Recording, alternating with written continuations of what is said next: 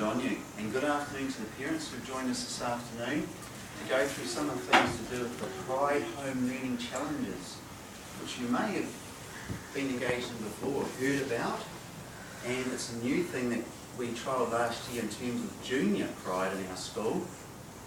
And so I'm going to go through some of the program philosophy, the reasons why we're looking to do it this way with you.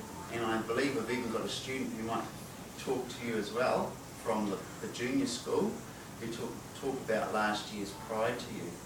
So welcome along, thanks for being here.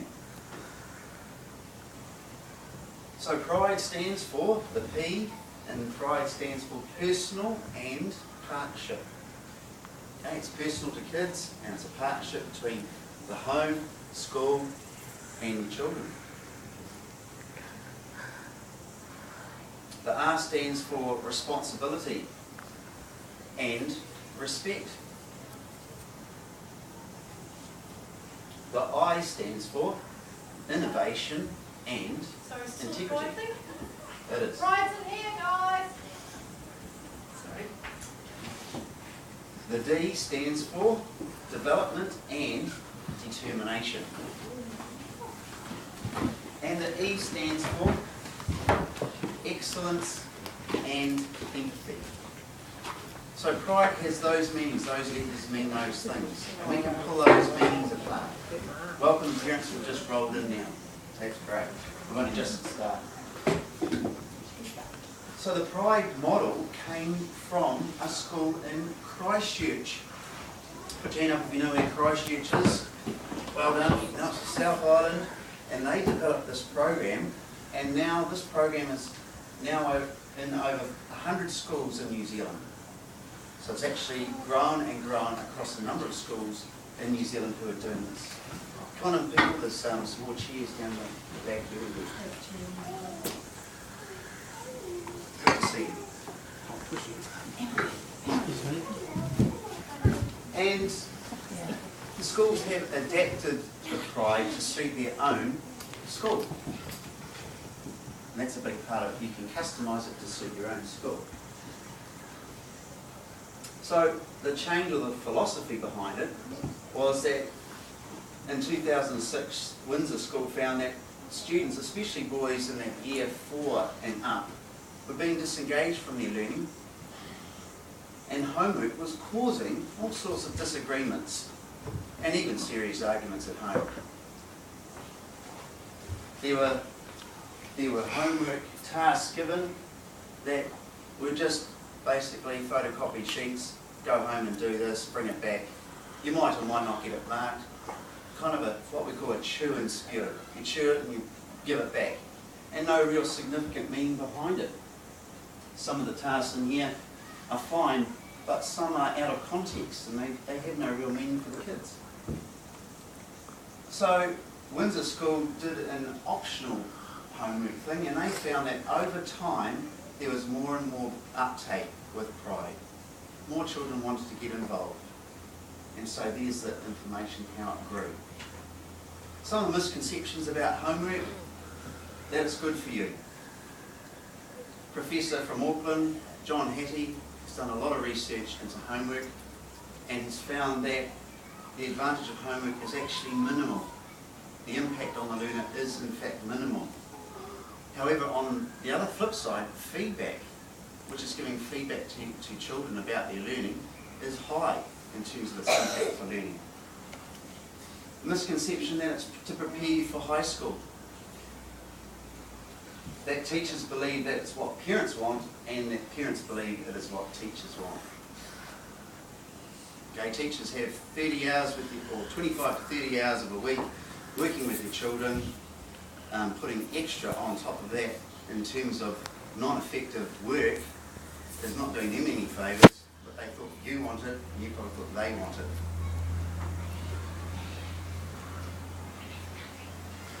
So Pride is in line with this document. This is from the Ministry of Education. It's the New Zealand curriculum. There it is there.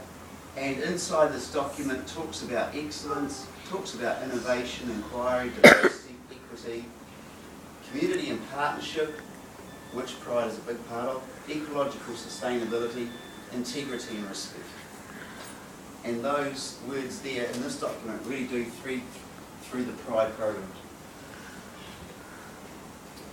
It's in line with the key competencies, things like managing yourself, you know, children getting to school, these are my shoes, oh that's right, left them behind. Oh, I should have thought of that. That's what we call self-management, isn't it? Relating to others. So how you go about communicating with other people and the way in which you do that. Thinking, of course, and in fact, who's doing the thinking? Is it me doing the thinking? Or is it my older brother or sister telling me what to do? Or is it someone else? Who's doing the thinking? Use of language, symbols and text. I think there's some examples up here that will be talked about soon. And they're conveying meaning through symbols, texts. Participating and contributing.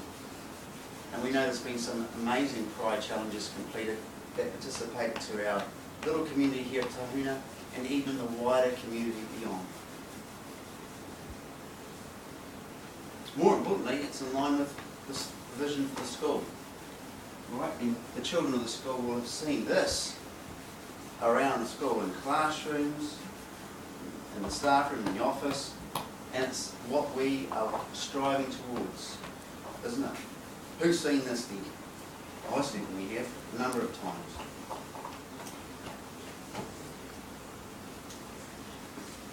Now Pride is, of course, it's optional.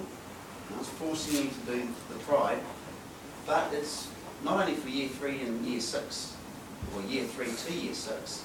Resolution and discovery rooms do that. Junior Pride was introduced in 2011, last year, for Year 0 to 2. Reading, spelling, basic facts, they're expected across all levels.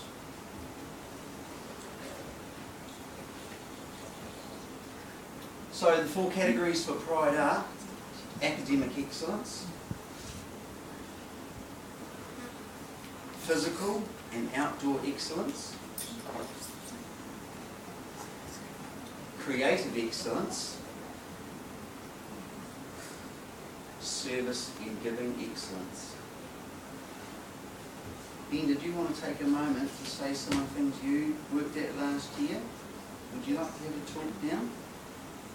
All right, Ben. About my Funky Monkeys jump jam and about calf club and my arm. What did you do about your arm here? Making it to work again and building up the muscles. So to let everybody know about what you were doing, what did you do? How did you present your information? With a DVD. So it doesn't always have to be Project 4. And you explained what you've been through with the physio and all about your arm and how it was working for you. Yeah.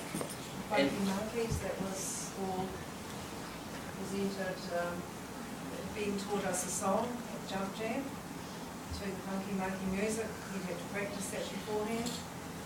And then lo and behold, we were all practicing so hard that the Funky Monkey actually turned up.